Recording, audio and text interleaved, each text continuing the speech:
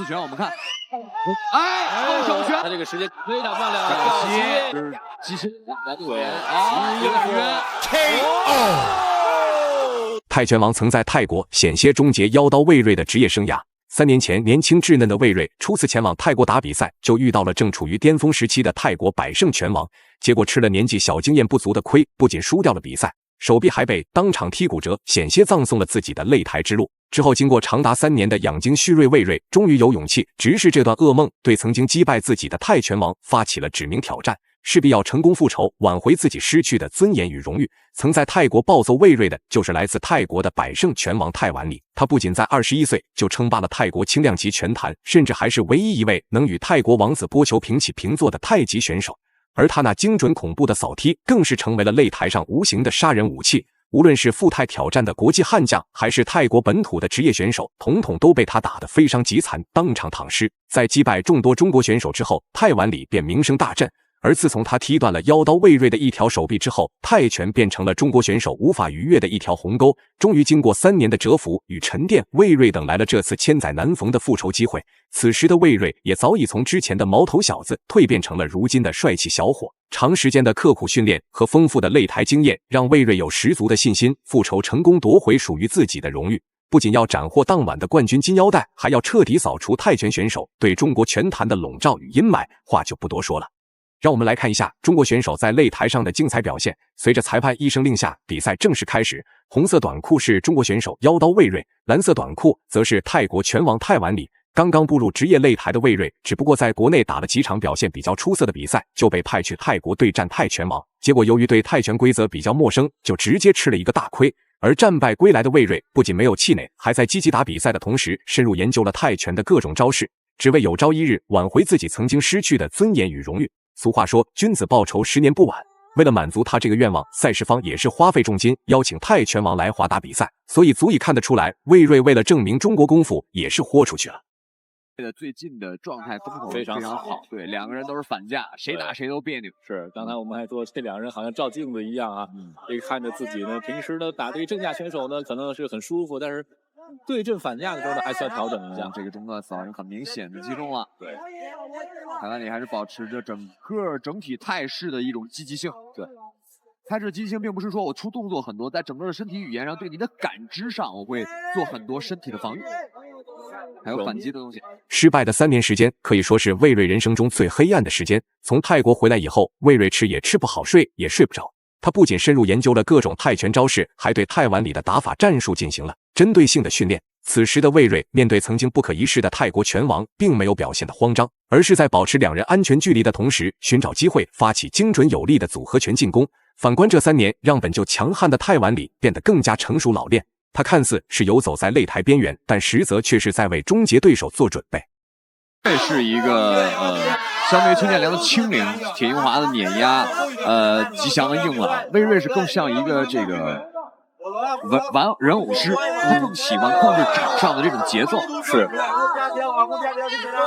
而且这样的运动员往往对于自己的要求呢，他会更高。对，而且在战略层面，对。有的时候呢，我们说一个完美主义者啊，魏睿可能在战术控制上是这样的一个人。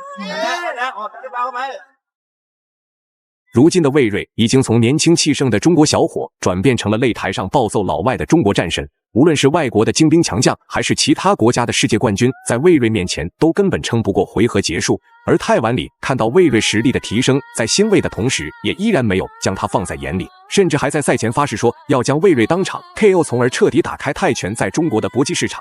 奈何魏睿既然敢登上擂台，那必定是做十分充足的准备。既然已经吃了一次亏，那绝对不会再栽第2次跟头。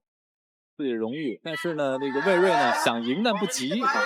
相对于这个其他选手，魏睿的这个拳的密度呢，并不是很大。对，他更擅长是3下就3次以内的这种进攻的这个成功率。漂亮，2个前刺。这场比赛并没有我们想象的泰晚里退步了或者怎么样。我们看到泰晚里第2回合。来华打过不少比赛的泰晚里对中国选手的打法战术非常熟悉，更何况2人在3年前还交过一次手。但如果泰晚里对魏睿的印象还停留在3年之前，那就大错特错了。此时各方武术融一身的魏睿在擂台上的进攻攻势和进攻欲望非常强烈，只要抓住机会，那么必定是一套丝滑的小连招招呼到对手的头上。频繁的进攻也让他在拿到了大比分优势的同时，掌握了比赛的节奏。不过即使这样，魏睿也依然没有放松丝毫警惕。毕竟泰拳是以超高的杀伤力而闻名于国际拳坛，可能稍微一个疏忽就会被对手踢得断胳膊断腿。好，魏睿，两个人对拼。我们看泰湾里就像一个绷紧的这个皮条，对，蓄力，然后啪，很快的出拳。是的。